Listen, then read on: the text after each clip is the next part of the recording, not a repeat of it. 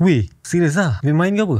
Okay, aku dapat satu kotak daripada Realme. Dan yang menariknya, ada Game of Thrones. Ada The Iron Throne. Lepas tu kat tepi-tepi ni, nampak tak tu? Ni. Ada simbol-simbol daripada TV series Game of Thrones ni. Aku nak tengok ada apa kat kotak ni. Ada apa kat dalam kotak ni. So, jom kita tengok.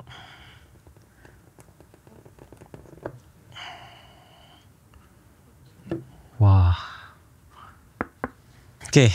Kat sini dia ada tulis. Okay, aku kena bakar kotak ni. Bukan kotak ni lah. Aku kena bakar paper ni. Tapi cantik mat kotak ni. Kalau aku tunjuk dengan korang. Nampak? Cantik weh. Tepi-tepi ni ada simbol-simbol juga. So dekat sini dia tulis Realme 15 Pro. When you play the Game of Thrones, you win or you die. Own your real power. So jom kita bakar. Kat belakang ada.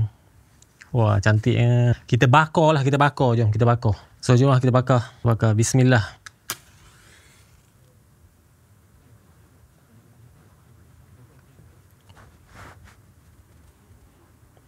Wah.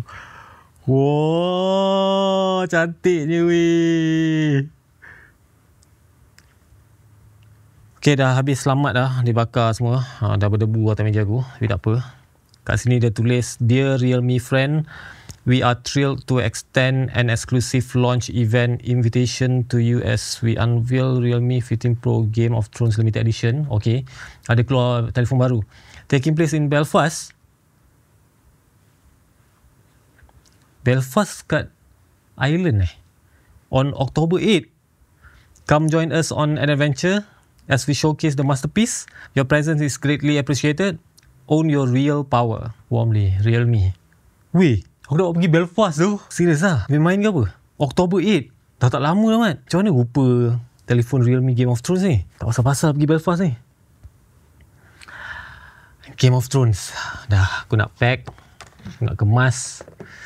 Aku nak tanya, betul ke ni aku dapat pergi Belfast? Fuh, nyaman.